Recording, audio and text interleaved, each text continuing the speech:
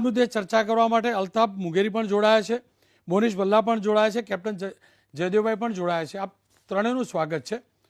अल्ताफ भाई, आपसे ही शुरू करना चाहूँगा और मेरे साथ दो एक्सपर्ट हैं, वो भी आपसे पूछना चाहते हैं। मुझे बताइए, आपके पास कोई अब काम धंधा नहीं बचा है, इतने गरीब भुक्खड़ हो चुके हैं कि आपके लोग मेरे हिंदुस्तान में ड्रग्स बेचने पर तुले हुए हो। और आपको इतना समझ लेना चाहिए कि हमारी जो सुरक्षा एजेंसी है आपकी तरह आतंकी तैयार नहीं करती है, सैनिक तैयार करती है।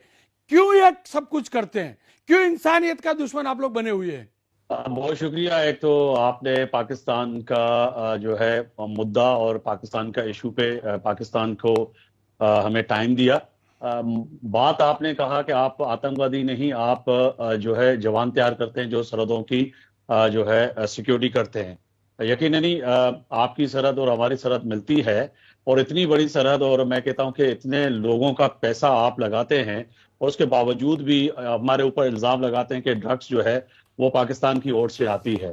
तो मुझे ये समझ में नहीं आ रहा कि इतनी बड़ी फौज पालने के बाद भी जो है एक ड्रग माफिया, चाहे वो किसी भी रंग नस्ल से हो, चाहे वो किसी भी मजहब से हो, वो अपना काम दिखा देता है। तो आप ये समझें कि कहीं ना कहीं दाल में काला है। नहीं बाबू, हमने पकड़ा है, वो अपने सुनिए ना, हम तो बीच समुद्र पकड़ लेते हैं। आप हमारे मछुआरे गलती से आ जाते हैं, उसको पकड़ के जाते हैं। हम तो आपके माफिया को पकड़ते हैं, कराची के माफिया के बेटे को पकड़ा है। मछुआरे पकड़ के अगर उनके ऊपर आपने वही हीरोइन की चार्जेस डाल दिए।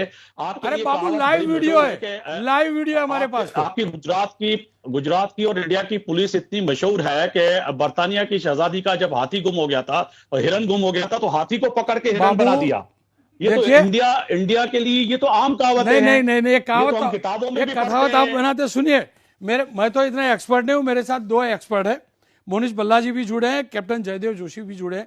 जयदेव भाई, आप भाई ने તમે સમજાવો હિન્દીમાં કે ખરેખર આ પાકિસ્તાનની શું औकात કરીને મૂકી દીધી છે અમના માફિયાઓની। रौनक जी, आपकी चैनल एबीपी अस्मिता के माध्यम से कई बार आफ्ताब जी से बात करने का राब्ता हुआ है। ये तभी होता है जब कोई आतंकी हमला होता है, भारत कुछ पकड़ता है, या फिर भारत पाकिस्तान परस्त आतंकियों को भगाता है। एकदम शान और शौकत के साथ हमारे फाइटर पायलट वहां से वापस आ जाते हैं।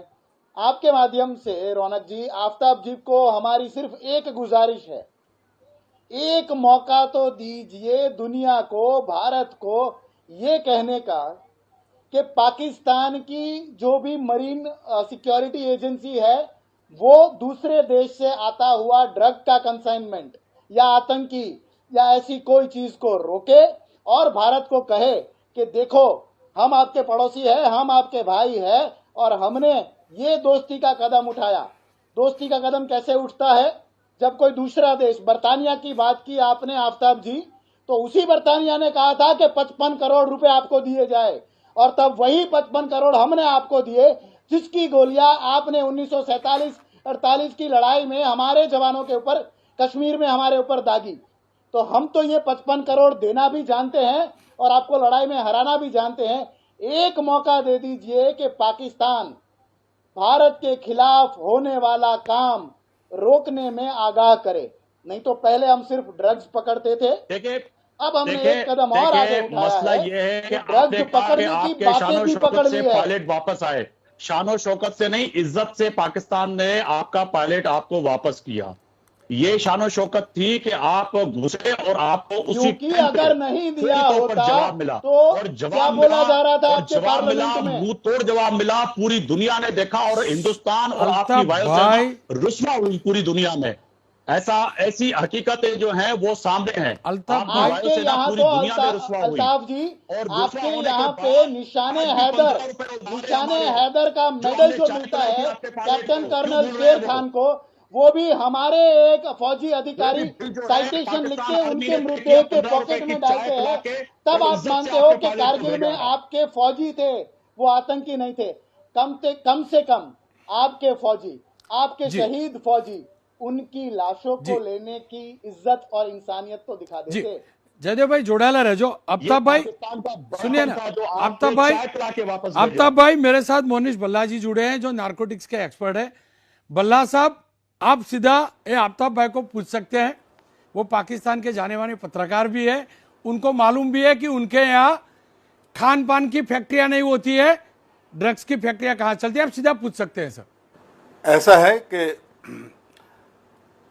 हम सब जानते हैं कि पाकिस्तान का क्या रोल रहा है। आज नहीं, कई सदियों से पाकिस्तान इसमें पूरी तरह से इन्वॉल्व है और उनकी गवर्नमेंट भी पूरी तरह से इसमें इन्वॉल्व है, उनकी एजेंसीज इन्वॉल्व हैं। हम सब अच्छी तरह से जानते हैं इस बात को। हम ये भी जानते हैं कि ये सब अपनी बात को कभी सही तरह रख नहीं पाए और ये बातों में से बात निकालते हैं बिना बात के। आज दुनिया का 85% से ज़्यादा ओपीएम जो है वो अफगानिस्तान में ग्रो होता है और ओपीएम में से हेरोइन बनाने के लिए आपको जो केमिकल्स चाहिए वो पाकिस्तान से ही जाते हैं। बिना केमिकल के ओपीएम में से हेरोइन नहीं बनती है। आपको एसिटिक एनहाइड्रेट चाहिए, आपको दूसरे केमिकल्स चाहिए, तो पाकिस्तान ही उनको सपोर्ट करता है और फिर पाकिस्तान के रूट से ही ये ज्यादा स्मगलिंग होती है। आपने अपने चैनल पे बहुत क्लियर दिखाया किस तरह से हमारी मरीन फोर्सेस इसको रोकने का प्रयास करती हैं और कितना सक्सेसफुल हैं। जी, जब तक पाकिस्तान ये अपनी बिजनेस बंद नहीं करेगा ये नारकोटिक्स का, तब तक दुनिया में, और ये नारकोटिक्स का पैसा कहाँ यूज होता है, ये टेररिज्म में ही यूज होता है। इट्स अ ये डायरेक्ट रिलेशन है उसका। इसकी कमाई कहाँ जाती है जी, दुनिया जानती है, इसमें कोई नई बात नहीं है। जी आफ्ताब भाई मुझे ये बताइए, हम चाहते हैं कि हम जी आफ्ताब भाई मुझे ये बताइए, देखिए ना, अब हमारे छोटे भाई थे एक वक्त के, मांग लीजिए ना, मांगोगे तो खीर देंगे, क्यों ये सब कुछ करते? आप तो पत्रकार है, देखिए पत्रकार है आप, सुनिए ना भाई, आप देखिए हमारे यहाँ कुछ गलत होता है ना तो हम एक्सपोज करते हैं, आप क्यों एक्सपोज नहीं करते हैं? सब ये लुच्चे लफंगों को आप क्यों एक्सपोज नहीं करते हैं कि बिस्किट की फैक्ट्री नहीं लगाते हैं, रोटी बनाने का कुछ नहीं सोचते, ब्रेड बनाने का नहीं सोचते और ड्रग बनाने का सोचते हैं, क्यों खुला नहीं करते भाई? आप बहुत जबरदस्त बिस्किट बनते हैं कराची में, इसको छोड़ दें, सारी फैक्ट्रियां इंडस्ट्रियां हैं। अब तो ड्रग्स के बिस्किट बनते हैं ना, ये ड्रग्स के बिस्किट बनते हैं। बिस्किट वाले तो नहीं कहते, आप किसके बिस्किट बनाते हैं बताइए, कैसे शिपमेंट करते हैं? सुनिए ना भाई, आपके शो में आपके एक्सपर्ट ने एक्सपर्टी देते हुए कह दिया कि सबसे ज्यादा हीरोइन बनती कहां पे? अफगानिस्तान पे, जहां पे आपके रॉ के ऑफिसर, और पिछली हुकूमत में जब अफगानिस्तान में थी तो 11 से 15 काउंसलेट में आपके रॉ के ऑफिसर बैठे हुए थे। अरे बाबा वहां पकड़ते हैं उसके लिए तो आप वहां से मंगवा लेते हैं, सब कुछ आप वहां से मंगवा लेते हैं और वहां पर पैक करके अलग अलग तरीके से फेंकते हैं। बॉर्डर लाइन पे आपके लोग नहीं हम लोग तो समंदर में पकड़ लेते हैं। नहीं सुनिए ना, आप विजुअल नहीं देख पाते होंगे, हमने बीच समुद्र पकड़ा है। सुनिए ना, आपके इन माफियाओं को इंसान समझकर, आफ्ताब भाई आपके माफियाओं को इंसान समझकर वॉर्न किया कि आपकी जिंदगी बचा लीजिए, सरेंडर कर लीजिए। हमारी इंसानियत तो देखिए,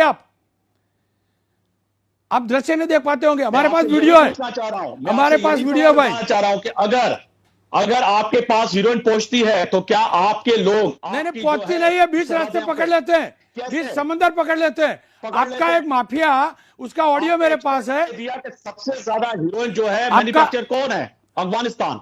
नहीं आपका एक माफिया, नहीं निर्यातक कौन है? रास्ता कहां से आता है?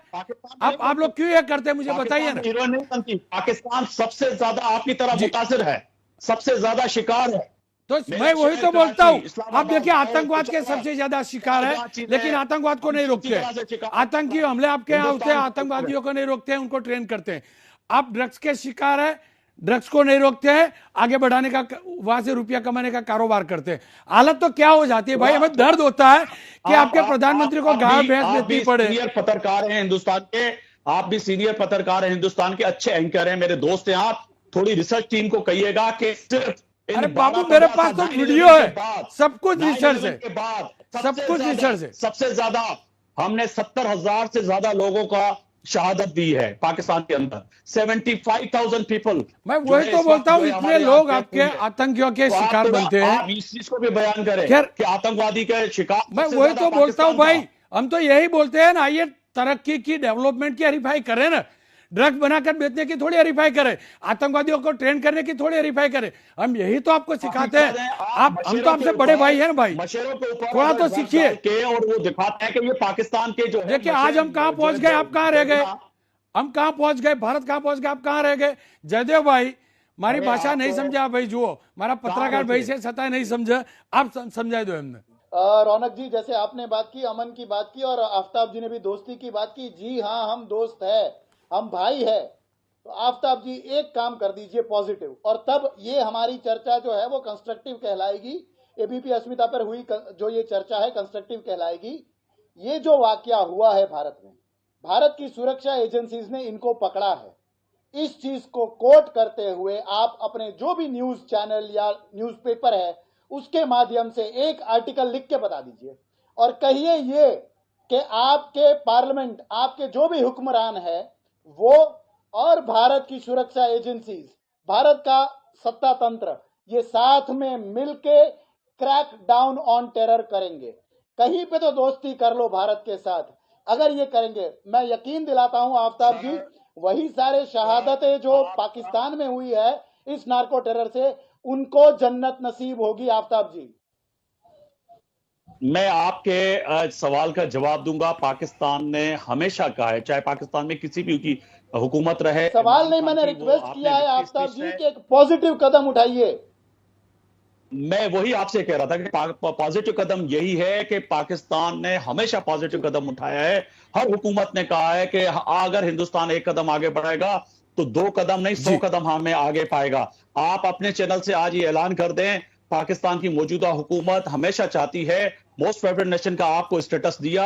वक्तन वक्तन हमने पाकिस्तान ने जो है आपके साथ मिलकर जो है मुख्तलिफ टेररिज्म पे बैठकर हमारे जो है सिविलियन इदारे, हमारे जो है अस्करी इदारों ने आपसे बैठ के बात करने के लिए कई दफा जो है कोशिश की है, चाहे वो की कशीदगी हो, मगर वही आ जाती है बात कि आपकी नीयत में खोट है। आफ्ताब भाई सुनिए ना, बड़े भाई, ओ मेरे भाई, आफ्ताब भाई सुनिए ना, आपने तो हाफिज सईद का भी इंटरव्यू लिया है। आपकी हिम्मत को दाद देनी पड़ेगी कि आपके जैसे वो देश में आतंकवादी का इंटरव्यू लेना मैं मानता हूं। तो आप सुनिए ना, एक आर्टिकल लिख दीजिए ना, एक आर्टिकल लिख दीजिए, मैं डिटेल भेज देता हूं।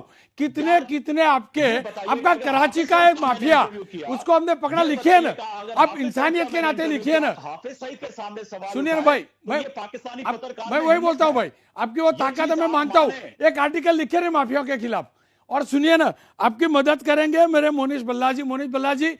आप उनको 2 लाइन में डिटेल बता दीजिए कि माफिया कैसे कैसे और किस प्रकार से पकड़े जाते हैं। उन्होंने बताया कि एंटी नार्कोटिक्स का उन्होंने बताया एक्सपर्ट है, उन्होंने बताया आपको।